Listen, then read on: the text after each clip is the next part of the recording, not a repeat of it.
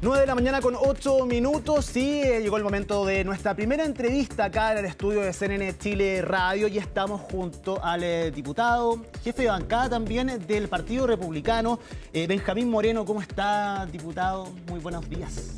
Buenos días, Ivo. Gracias por la invitación.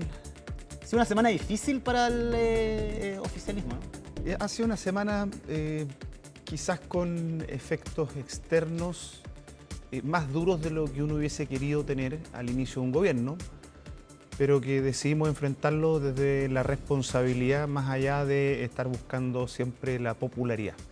Usted dice externo, pero también interno. Usted reconoce que han existido problemas internos esta semana, más allá, evidentemente, de tener que enfrentar una contingencia como esta. La principal contingencia que hemos tenido que enfrentar es el tema de la guerra de Irán, lo que produce esto en el alza de los combustibles, que digo que externo porque, o sea, tú tienes datos para justificar que es externo. Cuando tú ves que en Colombia el presidente Petro, de otro signo político, dice que va a eliminar los subsidios en esta materia. Cuando tú ves que tienen los mismos problemas en Latinoamérica y que en Estados Unidos el alza en las gasolinas, en la que usan todas las personas, también ha tenido un alza un 40-50%. O sea, es un tema externo porque tienes bloqueado el estrecho Hormuz, donde circula 1 de cada 5 barriles que se comercializan en el petróleo mundial. O sea, cuando tiene un shock externo de un 20% en esa materia, naturalmente que es un problema muy grande y que incluso la Agencia Energética Internacional lo calificó como una de las peores crisis de los últimos 40, 50 años. Solamente la comparan con la crisis del petróleo de los 70. Sí. Nadie, efectivamente, diputado, nadie podría decir que esta alza del precio de los combustibles es culpa del gobierno. El gobierno no tiene ninguna responsabilidad en que suba el precio de los combustibles. Ni este gobierno ni el anterior. Por eso, pero las consecuencias derivadas de esta alza sí son responsabilidad efectivamente del gobierno. ¿Usted cree que son suficientes las medidas que se han tomado? Yo creo que hay un problema lógico en la argumentación. Si este gobierno ni el gobierno anterior son responsables del alza, esas alzas producen consecuencias. Entonces, si tú no eres responsable del alza, tú no puedes ser responsable de las consecuencias del alza. Entonces, ahí hay un problema de argumentación lógico. Pero para usted no, hay otra cosa, el Estado no se tiene que hacer cargo de las consecuencias hay otra cosa de esta alza, donde tú puedes ver cómo se maneja esto y qué es lo más responsable de hacer. Que esas sí son, que ahí sí es responsabilidad de cada gobierno de turno cómo maneja esto. Correcto. Entonces, por eso hay que tener ojo en eso porque... Pero son consecuencias del alza. Las consecuencias del alza, por ejemplo, puede ser un aumento en la inflación. Y el aumento en la inflación se te puede dar ya sea que tú lo hagas de manera escalonada durante 35, 48, 52 semanas o que tú lo hagas de un viaje, por así decirlo. ¿Pero quién se hace cargo de eso? ¿El gobierno en este sentido? No, al gobierno le van a atribuir la responsabilidad. Pero en cuanto a honestidad intelectual, si tú quieres entrar en el debate, decir... ni el gobierno anterior ni este gobierno son responsables del alza, por lo tanto, si no eres responsable del alza en sí mismo, por consiguiente no puedes ser responsable de lo que produce. Distinto es que te digan la forma en que tú manejaste esto. Pero que entonces el gobierno no haría nada, pues no presentarían una serie de medidas para ir en ayuda a la ciudadanía que se va a ver afectada como consecuencia del alza de los combustibles. ¿Cómo manejas tú un efecto externo? Es lo que es responsabilidad del gobierno. Pero, por ejemplo, la inflación con un shock energético como el que estamos viviendo ahora, iba a subir igual. Y eso no es responsabilidad del gobierno. Es un tema que te llegó de afuera. Es como que, supón que en el comercio logístico internacional, en las navieras, tuvieras un problema, ¿ya? Y de repente toda la cadena de suministro se te tranca, porque al final del día tú... En inflación lo que puedes hacer es que, como nos pasó en el caso de los retiros, donde le inyectaste una cantidad de recursos a la economía que sobrecalentaste esto, por lo tanto, desde el punto de vista de la demanda lo disparaste, o desde el punto de vista de la oferta, cuando se te trancan las cadenas de suministro, que fue también lo que pasó en la pandemia, tú también empiezas a presionar la inflación por ese lado. Entonces, si a ti se te trancara la cadena de suministros naviera internacional, tú ahí sí tendrías un problema también de inflación que no es responsabilidad tuyo. Te lo van a cargar igual, pero no es responsabilidad tuya. La manera en cómo tú vas paliando, tomando medidas, esa sí es responsabilidad tuya. Es una línea súper delgada, pero había que hacer la precisión. Sí, no, es delgada, pero el gobierno se hace cargo efectivamente de las consecuencias derivadas de esta alza. Eso es lo que voy, eso es lo que le planteaba. O sea, ahora, avanzando en eso, bueno, ha sido una semana complicada no solamente por la alza en particular, por las decisiones que ha tenido que tomar el Ejecutivo, sino por la forma en la que se ha comunicado también esto. ¿Cómo explica usted que se haya instalado esta idea de un Estado en quiebra? ¿Y cómo se instaló? No sé, yo creo que el tema ya está bastante resuelto, lo dijeron, algunos señalan que quiebra cuando está en la cesación de pago.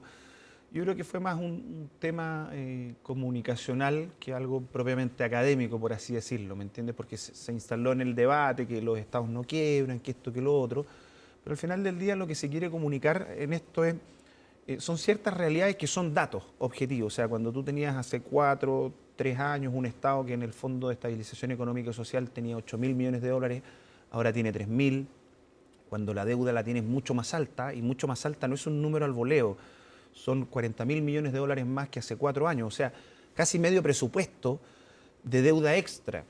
Cuando tú tienes una serie de cosas más como la presión de gasto que tú vas a tener por la reconstrucción del Biobío, por la reconstrucción de Valparaíso, ¿Sí? cuando tú tienes que resolver las listas de espera oncológicas, cuando tú tienes que hacer una serie de cosas, entonces tu situación fiscal es muchísimo más deteriorada. Y eso es al final lo que yo creo que se busca transmitir con esto, porque es una situación que es delicada. Generalmente se cae, y aquí con esto cierro yo, ¿sí? Generalmente se cae en esta trampa de decir, mira, la deuda sobre PIB de los países de la OECD, y te hablan de los países de la OECD ¿sí? como si la OECD fuera un puro país. Tú en la OECD tienes un listado de países donde tú tienes países que pueden tener indicadores fantásticos, como Irlanda, o pueden estar en crisis muy grandes o problemas muy grandes, más grandes que Chile, como por ejemplo México. Nadie va a decir que México es un país al que nosotros quisiéramos estar aspirando, porque si no estaría viendo secuestros de periodistas, de políticos, de lo que fuera. O sea, sería un desastre. Sí. Entonces, y además que tú tienes que ir haciendo el doble clic. Tú dices, ya, ese promedio de países con el cual nos gusta compararnos, es cuánto era la deuda que ellos tenían cuando tenían un PIB parecido al de nosotros.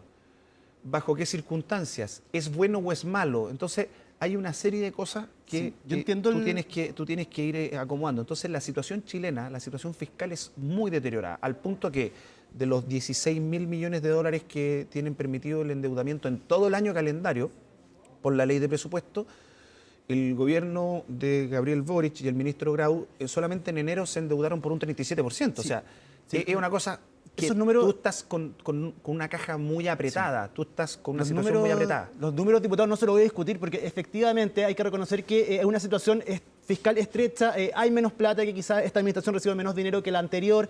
Esos son hechos concretos, pero banalizar conceptos como que estamos en quiebra es completamente distinto. De hecho, la crítica que se ha hecho es que pareciera ser que el gobierno sigue en campaña y no se ha establecido formalmente el lugar donde están. Ocupar esos términos a nivel internacional, la imagen de nuestro país también se podría ver perjudicada.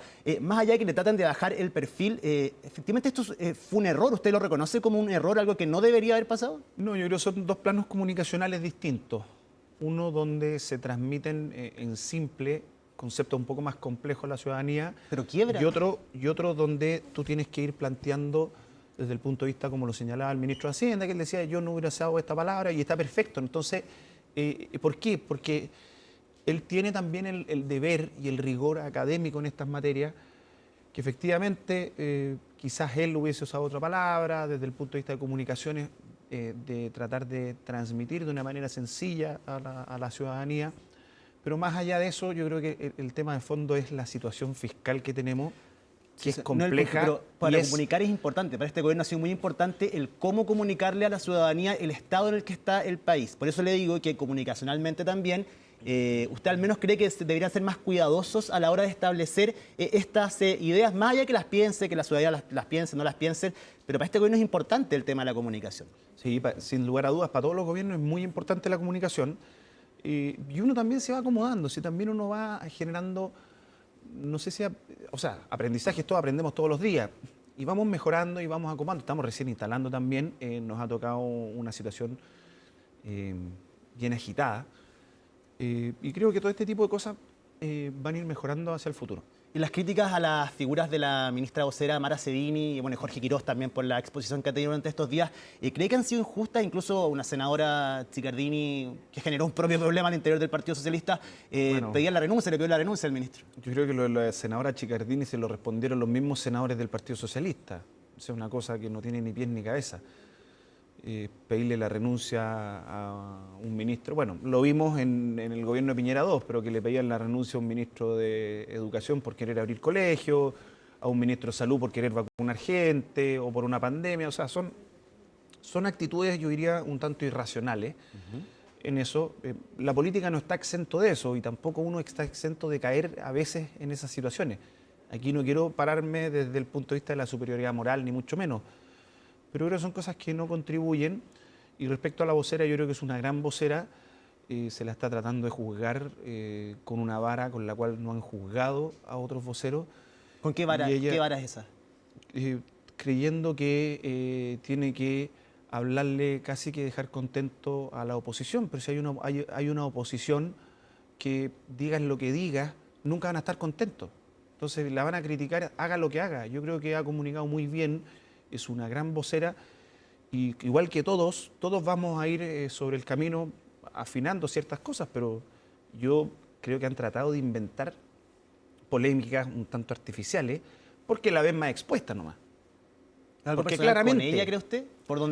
¿Desde dónde viene? ¿O porque efectivamente ha tenido problemas para comunicar?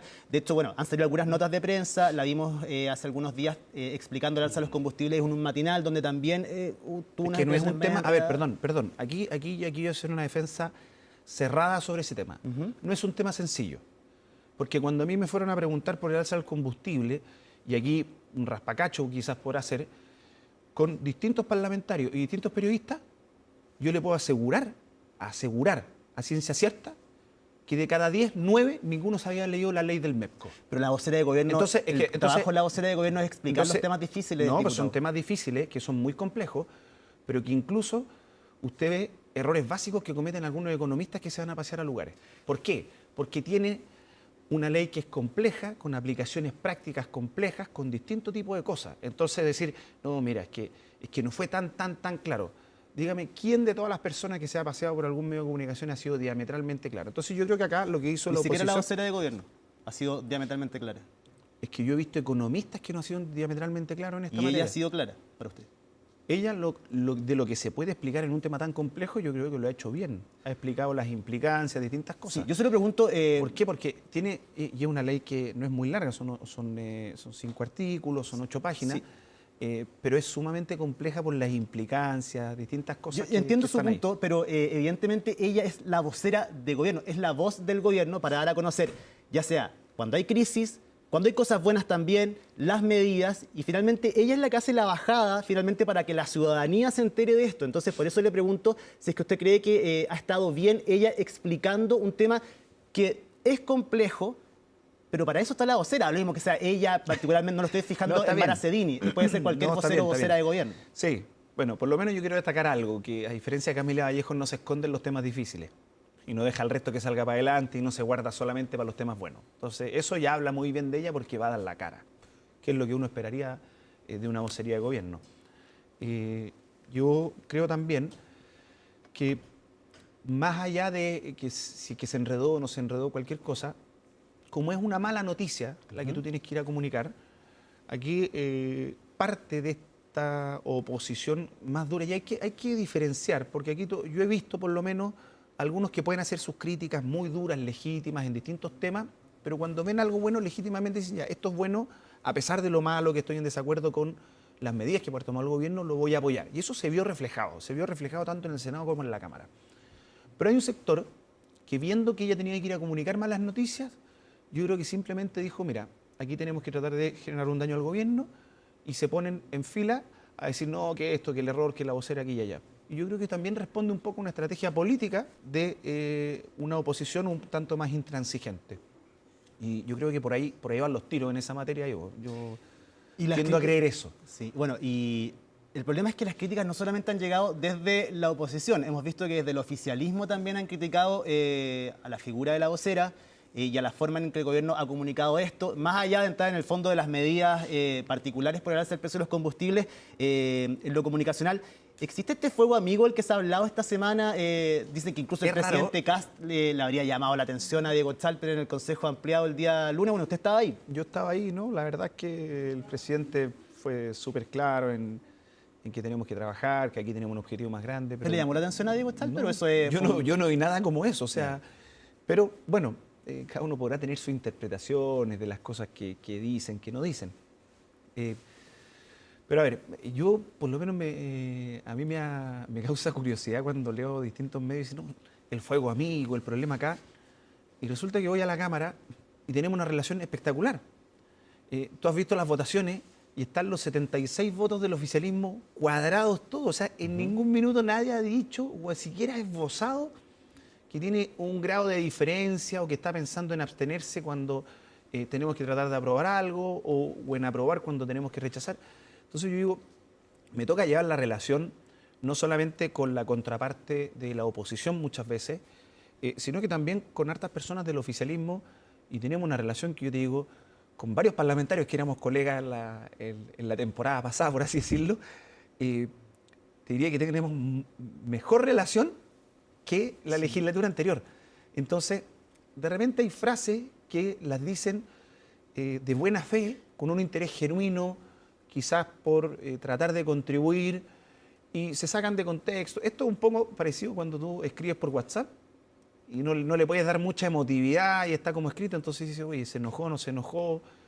¿Cuál habrá sido el tono que quiso decir? Pero hemos visto entrevistas, por ejemplo, Diego Chalper, no es que hayamos leído un mensaje de WhatsApp o alguna publicación pero escrita. una entrevista donde él dice, creo que decía algo como yo la llamaría hacer más rápido, distintas cosas, que puede ser perfectamente una crítica constructiva. No lo veo como un tipo de fuego amigo, no, para nada. ¿A usted no lo ve como una crítica directa al no, gobierno, no, a la forma en que se han manejado? No, y yo también podría decir alguna cosa de ellos así, pero en muy buena lid, o sea, porque después trabajamos de la mano juntos, entonces eso me llama la atención, porque no es lo que está pasando en el Partido Socialista, ¿ya? O sea, para nada, no es lo que uno puede ver en otros partidos, y acá estamos hablando de un espectro de 76 parlamentarios, donde... ¿Que no somos una coalición? No somos una coalición, pero ¿Le gustaría que fuera una coalición o no?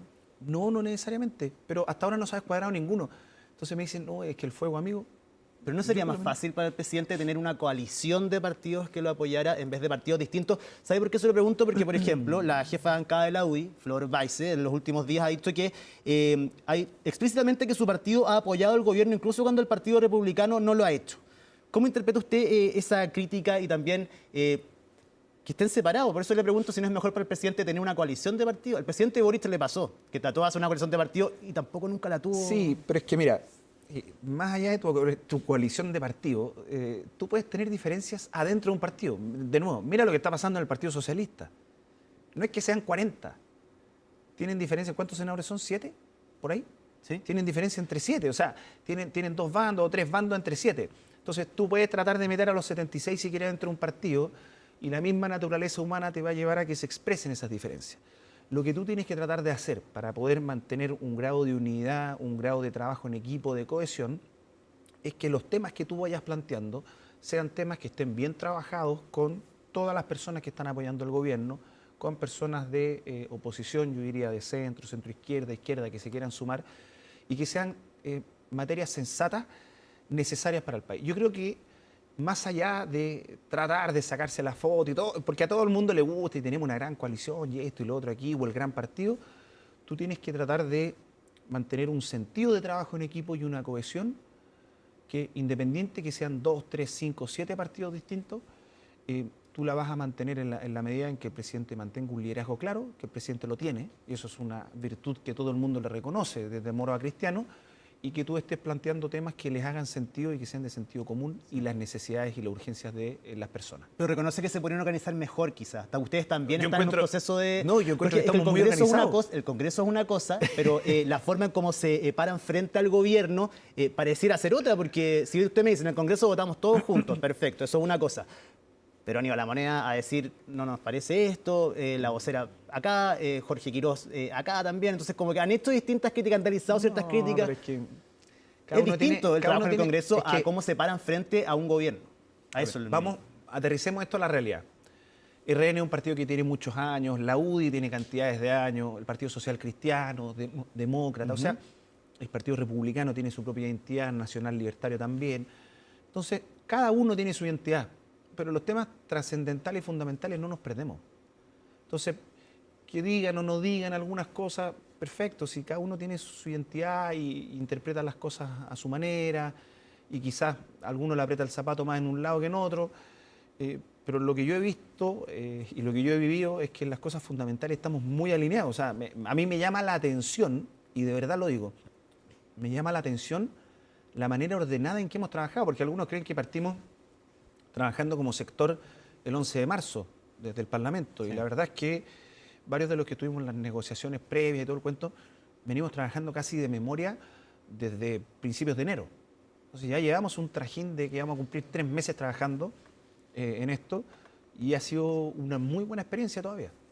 Sí, oye, por último, diputado, le quería preguntar por las distintas medidas e ideas también que han salido a raíz de esta alza del precio de los combustibles por parte de los partidos políticos. Desde el Partido Republicano han hablado de poder limitar ahí el TAC, los peajes. Hay otros que incluso se han aventurado más, desde la oposición, planteando la posibilidad de un retiro de fondos de pensiones nuevamente, un 10%.